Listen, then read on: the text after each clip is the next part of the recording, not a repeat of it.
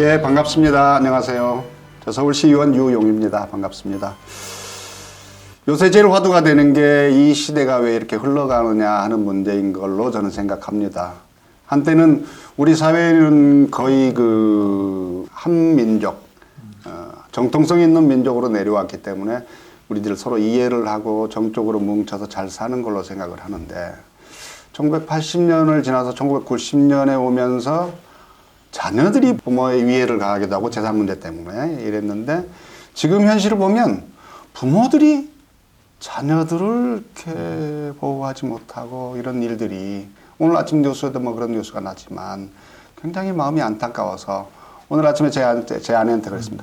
우리 입양이라도 하나 해야 되는 거 아니냐. 이 시대에 우리가 죄 짓는 느낌에 죄를 갚을 수 있는 게 그거 아니냐. 이렇게 얘기하고 왔는데 왜 이런 문제들이 발생하느냐라고 곰곰이 생각해 보면 이 사회에 결국은 정통성 문제, 사회의 고위층들이 제대로 시민들한테 보여주지 못한 것이 문제가 아니냐 이런 생각이 듭니다. 그래서 이런 문제들을 우리가 잘 짚어보고 되돌아봐야 앞으로 이런 문제가 우리한테 재발되지 않지 않겠느냐 하는 뜻에서 몇 말씀 드려보겠습니다. 우리 사회 정통성 문제는 정치권에 대한 문제로 제일 먼저 봐야 되겠죠. 제일 가깝게는 우리 동학혁명을 들 수 있겠습니다. 민중들이 봉기를 일으켜서 결국은 제압한 사람들이 다시 정권을 잡아서 그분들의 의견이 표출되지 못했고 3.1운동 또한 일제 포갑에 거쳐서 우리가 독립하지 못하고 운동에 시민들이 참여했던 사람들의 뜻이 제대로 펴지 못해지고 또 일제 포갑으로 넘어가고 4.19가 또 그런 똑같은 패턴으로 진행이 됐고 6월 항쟁이 똑같은 패턴으로 진행이 됐고 결국은 이렇게 동학혁명, 3.1운동, 4.19, 6월 항쟁 이렇게 네 번에 거친 시민들의 혁명이 결국 성공한 건 이제 촛불혁명이죠.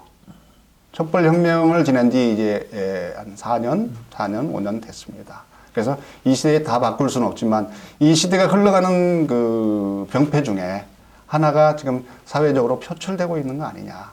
결국은 정통성에 대한 문제들이 지금은 사회적인 문제로 나타나고 있는 거 아니냐. 이런 생각이 듭니다.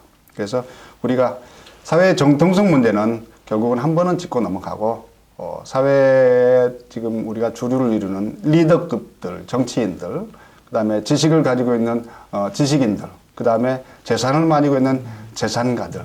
결국 이 사람들이 사회를 어떻게 이끌어 갈 것이냐, 무엇을 나눌 것이냐. 우리가 정치인들한테 권력을 줬다면, 우리 정치인들이 우리가 가지고 있는 주권의 일부분씩을 준 거 아닙니까? 이것을 가진 정치인들이 다시 힘없는, 약한 서민들을 위해서 나눠줘야 되는데, 이게 어떤 편에서 보면은, 저도 정치인입니다만은, 부유층, 또 가진 계층들하고 나눠서 오히려 그 위화감을 더 만드는 경우도 있고 또 지식을 가진 사람이 결국은 지식을 가진 채로 돌아가시면 지식은 사장돼 버리는데 이것을 빨리 나눠야 되는데 나누지 않는 그런 거라든지 또 어떤 사람은 돈을 많이 벌 수 있는 재주가 있는가 하면 어떤 사람은 미술을 그리고 어떤 사람은 음악을 하고 이러는데 재산을 많이 가진 사람이 음악하는 사람들 당신은 음악만 하세요. 당신 미술만 하세요. 이렇게 나눠줘야 우리가 같이 사회에 어우러지는 사회가 되지 않겠는가 이런 생각이 듭니다. 그래서 이런 것을 우리가 타파하기 위해서 정통성에 대한 문제를 우리가 심어가자 이런 말씀을 드리고 싶습니다.